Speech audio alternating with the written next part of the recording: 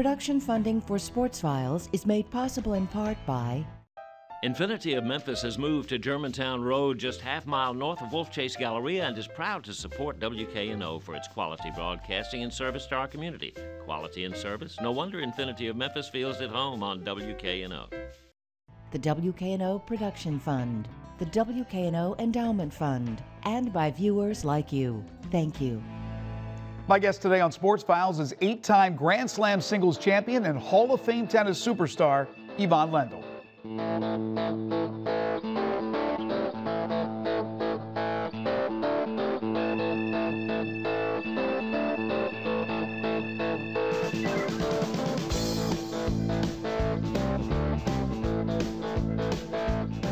Well, we have quite the show for you this week, folks. In a bit, my extensive interview with Ivan Lendl, one of the greatest tennis players in the history of the sport. And later, I'll take a look back at one of the Memphis Tigers' most impressive basketball performances in the last 2 seasons. But first, the news of the week, and that's the departure of Justin Fuente. The former Tigers head football coach was officially introduced as the new head coach at Virginia Tech this past Monday. In 4 years, Fuente took a bottom-of-the-barrel program and turned it into a nationally ranked team that has won 19 games over the past 2 seasons, with a chance to have back-to-back 10-win campaigns if they can win their bowl game. And that bowl destination will be announced later today.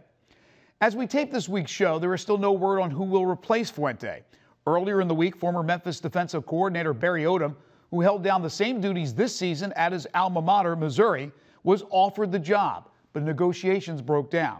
Now, it's certainly possible that Odom may very well end up the Tigers coach, but Athletics Director Tom Bowen has also spoken to other candidates. It's now Sunday morning, and the Tigers, well, they may have their new coach in place. And we'll, of course, have more for you on the new coach next weekend. In the meantime, Justin Fuente has been a great guest of ours, and here's a look back at a few minutes from our interview with him just prior to the start of this season. I've been in Memphis since 1995, with the exception of possibly DeAngelo Williams' senior year when he decided he was going to come back and hold off the NFL for a year. I've not seen the excitement about Tigers football like there is today. You've been here now going into a 4th season. Do you feel it? I mean, in this off season, have you felt it around the community that Memphis is buzzing about Tiger football? Well, I think so. You know, people, first of all, have been so nice to me ever since I've been here that they've always been respectful of me and my time out in the community, but also been very nice. So, you know, it's never reached a point of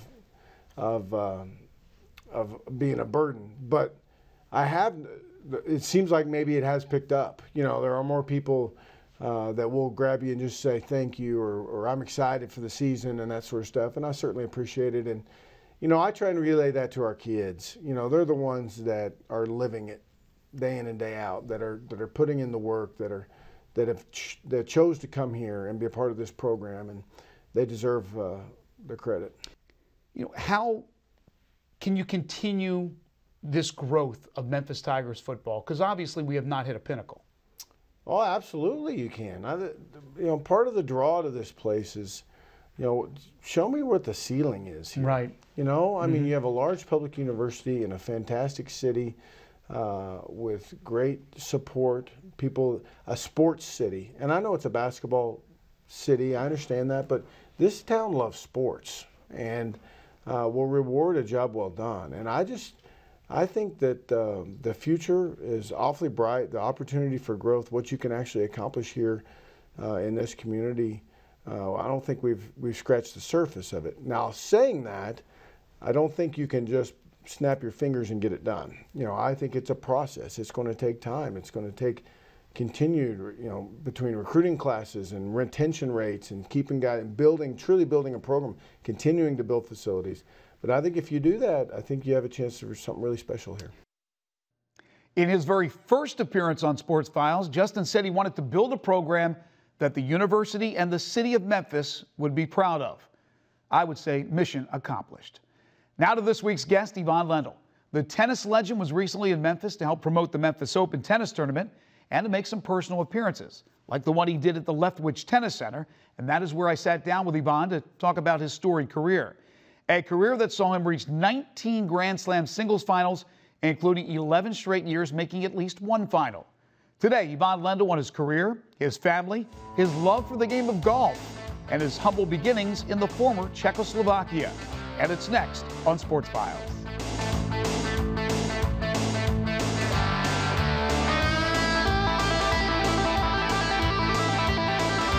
Ivan, it's great to have you in Memphis. Thank you. Thank you so much for coming on the show. 1991, Racquet Club of Memphis. You won that tournament. What are your memories of winning? Yeah, it was not easy because I believe I beat Michael Stich in the semifinals. And he was very difficult to beat indoors because of his serve and the way he played. And then in the finals, I beat Derek Rostagno. You played in Memphis in the late 70s once, came back, won in 91, but you only played there a couple of times. What was the reason? Well, I always liked playing here, which was funny part. There was a tournament director called Tom Buford, right, who could not have been any nicer and more helpful than ever, and I always enjoyed seeing him at the tournaments. But it just was, going indoors was difficult for me. I never liked going indoors too much. I always preferred to play outdoors and train outdoors because all the majors are played outdoors. Other than the differences between playing indoor and outdoors, playing in an intimate setting like they have in Memphis, playing in a stadium setting like at the US Open, how much different is it for you when there's thousands of people there and then you have a place like Memphis where they're basically right on top of you? Yeah, but the atmosphere is so nice. It's a club. Right. It's not a stadium, not a park. It's a tennis club. And that was always nice to go to places like Memphis and other places where they play at the tennis clubs. And it's pleasant, you know the members and so on, and everything is right there. You're from Czechoslovakia, now the Czech Republic. What was it like growing up there, and when did you have this thought, listen, I need to go to the United States, I'm a good tennis player, I want to become a professional, I want to go to the US and become a citizen? Well, obviously growing up there was very different than people can imagine. I don't know that you can explain it to people who didn't experience it, but my thought was not necessarily I need to go and become a citizen. My thought was I need to live where tennis is being played. And so I settled in Connecticut, and at that time there were 15 tournaments I could play and get there within 4 hours by car. Right. And on top of that I had LaGuardia, Kennedy and Newark airports all inside hour and a half. And getting to them is easier, so I could fly anywhere in the world very quickly and so on. Did you fall in love with this country? Is that when you wanted to become a citizen? Yeah, I always enjoyed coming here and living here, so that was just a natural progress. You won 8 major single titles. You were in 19 finals. You've won over 90 events. I think you're number 2 on the list. What's your highlight of your career? What's the greatest moment of many great moments? Well, I think every major, obviously, that's when you get to that kind of level, you play to win majors. So every major is special. Every major the first time is even more special. Right. And we also won Davis Cup in 1980, which was really nice. What was the standout, maybe the one memorable moment of one of those majors that you did win? Yeah, I don't know that I can... No, you can't differentiate between them all, I can't differentiate. They're all special. The first one I ever won was the French, beating McEnroe in the finals after being 2 sets to love down. People want me to say that all the time, that that's the one, but you know, then next year I won the US Open for the first time, beating McEnroe again. It came unexpected because he was beating me all summer. And then the Australian first time, we were really bending over backwards trying to win it with my coach Tony Roach, and when we did, it was special. The one that you weren't able to get and came so close was Wimbledon. Yeah, it just was different at that time. Having to serve and volley on the grass, it wasn't my strongest part of my game, and so on. But I say many times actually, and I'm not sure people really believe it, that the record I have on grass was much more difficult for me to achieve than, let's say, even the 8 US Open finals in a row. And what's the reason? Because I had to play with the weakest part of my game. And I played guys who enjoyed serving and volleying, like Becker, Edberg, McEnroe, and I had to do it because from the back I couldn't beat them at that time. Did you have a rival? I had many of them. But was there one that stood out? Well, it would depend when. When I started playing, I played some really big matches with Borg, and then McEnroe corners, and then Wilander came on, Becker, Edberg, and I played with Sampras and Agassi bunch as well. Was there a difference between a European player, South American player, and a player from the States? Was there any differences? Sure. European and South American players, they grew up on clay. They were more patient, they constructed points more, but when you got them on hard court or indoors, especially the South Americans, all of a sudden they were out of their element. American players were much tougher, let's say over in England, indoors, and on hard courts you got them over in Europe, they were out of their element. So everybody had their strengths and weaknesses. They say you started really the power game movement. Is that accurate? I'm being accused or credited with it, Whichever way you want to look at it. But yeah, I figured out if you have somebody who uses a lot of touch and you can overpower them, it's much harder to use the touch, and then you take their strength away. Any regrets? Not winning more. What would you say to young, aspiring tennis players today? You're talking pros or kids? First, I want to talk about the kids, and then I want to talk about a specific young lady from Memphis and get your advice. I would say to them, have fun, do a lot of other sports, so you're athletically around it, not just tennis, and enjoy it. Hopefully you have sport for a lifetime. If you're good and get lucky, you probably get free education with that. So don't get pinned down on the one sport, which seems to be a trend now. Yeah, it is, and I think it's a mistake. I think it's great if kids can throw snowballs properly, because it helps with serves. It's great if they can play soccer and run and change directions. It helps with the movement and so on. And it's great if they do some track and field and they have good stamina and things like that. So I don't think doing other sports is a mistake. I think it's a plus. And obviously there becomes a time when the kid, I always said the child will tell you what they like doing. Exactly. Because at 14 you say, hey, Johnny, it's your soccer practice today. He says, let's go, Dad, let's go. The next day you say, it's your tennis practice today. Dad, do we have to go? Right. Well, he's telling you what he likes. And that happened with all your girls who played golf mostly. Yeah, right? The girls played tennis first, and then they started playing more golf. And excelled in golf. And they played college golf and enjoyed it. But these kids at a certain age, you have to start giving more time to the sport they enjoy and they want to do. So maybe instead of 3 practices of soccer a week, you have only 1, and do more tennis. 14, 15, somewhere there. I completely agree with that. Now let me ask you about, we have some really good young tennis players who maybe one day will be professionals like you were. There's a young lady named Anna Lee who has won a bunch of city and district and state titles. She's just 14 years old. What would your advice be to her if she's at this point contemplating taking that route to try to be a professional one day? It's very simple. Work hard and have fun. That's all. If you're not having fun, why even do it, right? If you're not having fun, you're going to stop sooner or later. You stopped playing tennis and then started playing golf. Not only were you a great tennis player, one of the legends, but you all of a sudden picked up the game and was really, really good, and then started winning these celebrity events. Had you played golf before? Did you just pick it up? Were you a natural? I didn't play golf until I was about 26, 27, played a few times, but didn't really start playing seriously till I retired.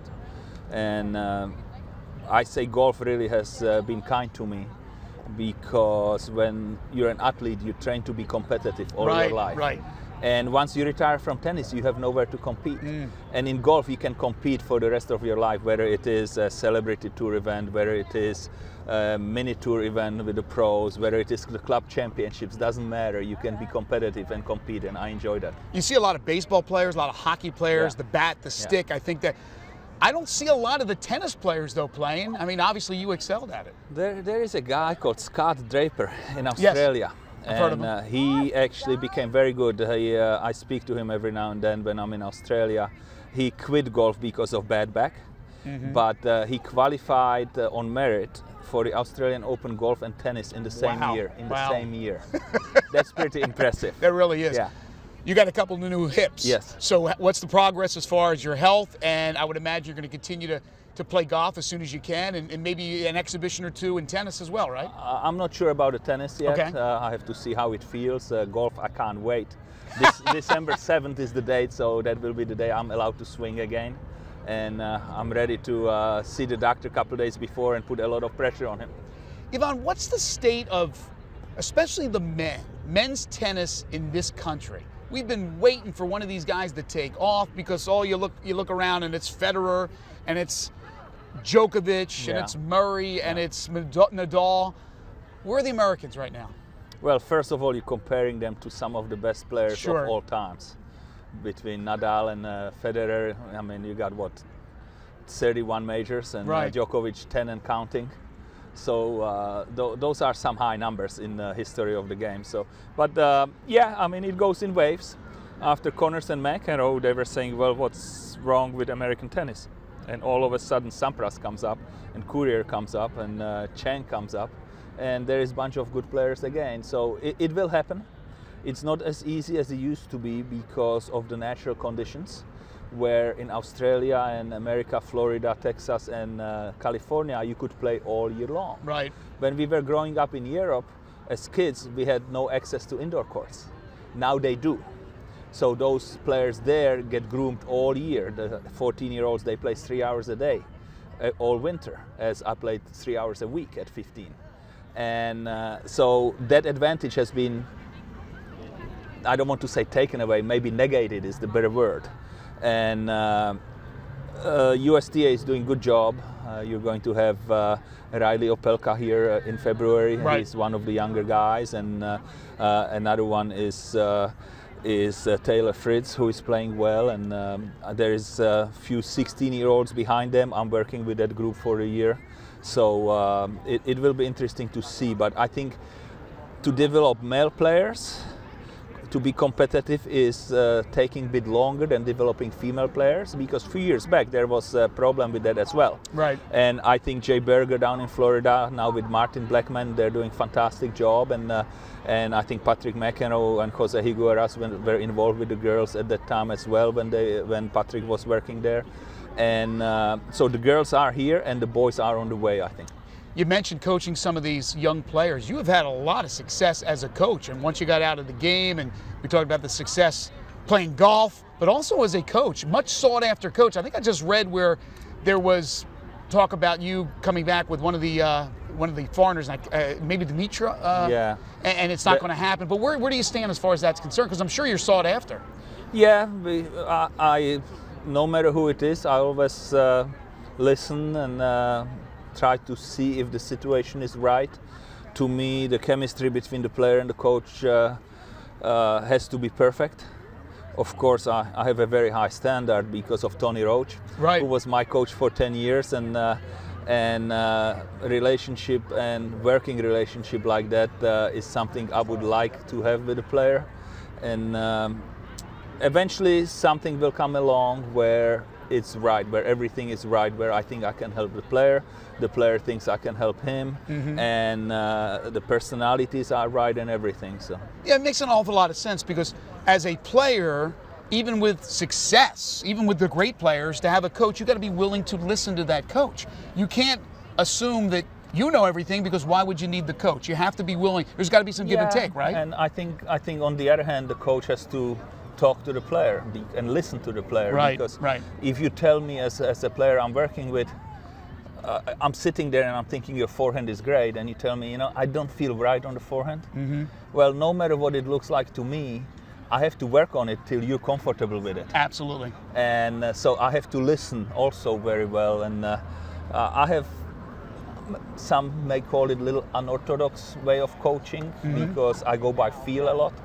Even during the practice sessions, I have things I want to do, but many times I come back to them because the player is doing it well, or they're not doing it well, so I go away from it so I don't destroy his confidence.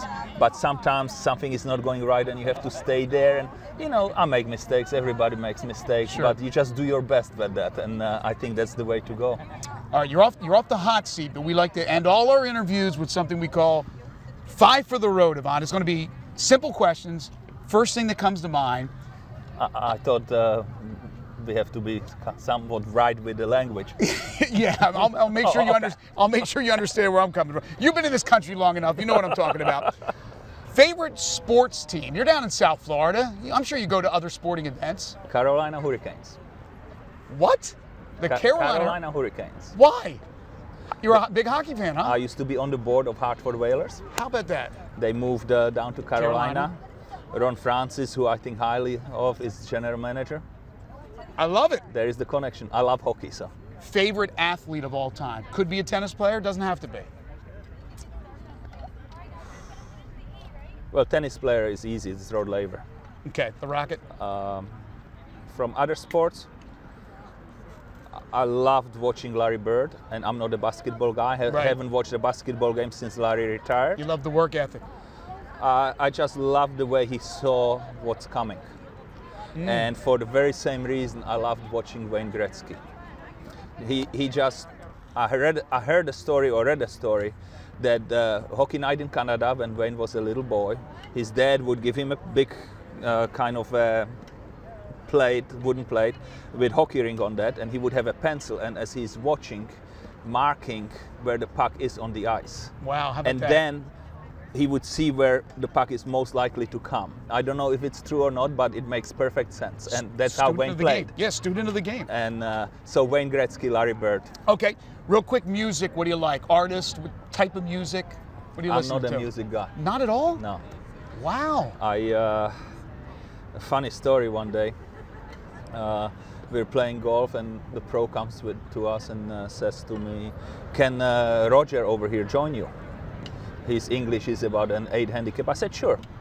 So I come home, and my wife says to me, "How was your golf today?" I'm saying, "What?"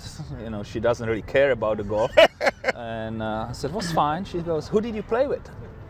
I played with Tony and Bob, and some English guy, Roger. Don't tell me. Did Roger have a name? Yeah, he did. I didn't pick it. She goes, "So what did you guys talk about?" We talked about girls and soccer and cars. She goes, interesting.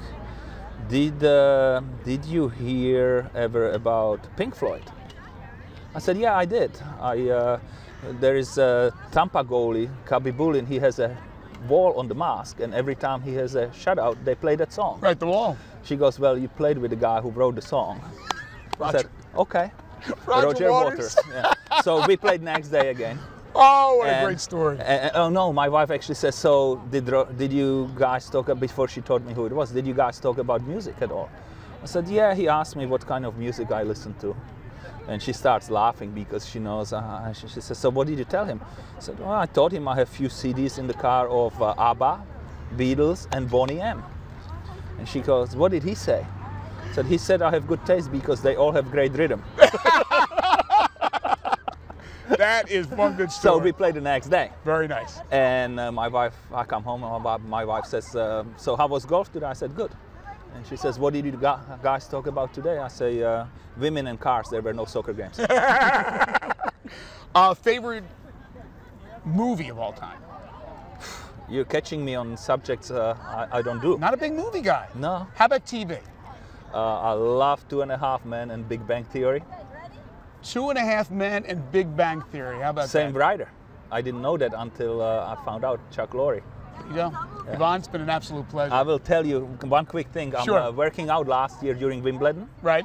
And all of a sudden, I have TV on from Wimbledon, and all of a sudden I know the voice, so I look. Sheldon, Dr. Cooper, is there because he's Canadian and Jeannie Bouchard was playing. And they asked him to sort of analyze the upcoming matches. He was absolutely brilliant. Really? He understood what's going on and what the players should do and so on. Jim Parsons, his real Sheldon. name. Sheldon from Big Bang To Theory. me, he's Sheldon.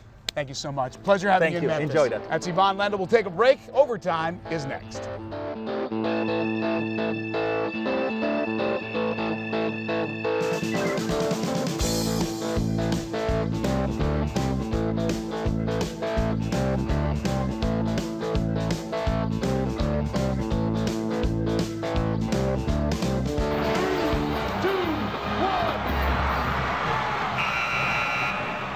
After After knocking off struggling basketball power Ohio State in Miami, the Memphis Tigers returned home to FedEx Forum to face Louisiana Tech this past Tuesday night. And what we saw was one of the Tigers' best performances in the last 2 seasons. The Tigers routed the previously undefeated Bulldogs 94-68 in a game in which they dominated from the get-go. Senior Ricky Tarrant Jr. broke out of a season-long scoring slump with 4 first-half three-pointers on his way to a game-high 19 points. Tarrant set the tone, and the rest of his teammates followed. Markel Crawford played lockdown defense on Tech star Alex Hamilton and added 13 points and 9 rebounds. Shaq Goodwin followed up his 23-point effort against Ohio State with an 18-point, 12-rebound performance, and Tristan Burrell added another double-double with 10 points and 11 rebounds. Avery Woodson contributed 13 points and drilled 3 of the team's season-high 10 three-pointers. The Tigers played Southeast Missouri State last night and won't return to action until next Saturday when they take on Manhattan. Now remember, next week we'll have no Saturday show because of Pledge, but all the other airings are not affected. And speaking of next week, our guest will be Memphis Grizzlies guard Mario Chalmers. Well, we leave you with some archival footage of Justin Fuente showing off his stuff as the Oklahoma Sooners quarterback circa 1997. We'll see you next time.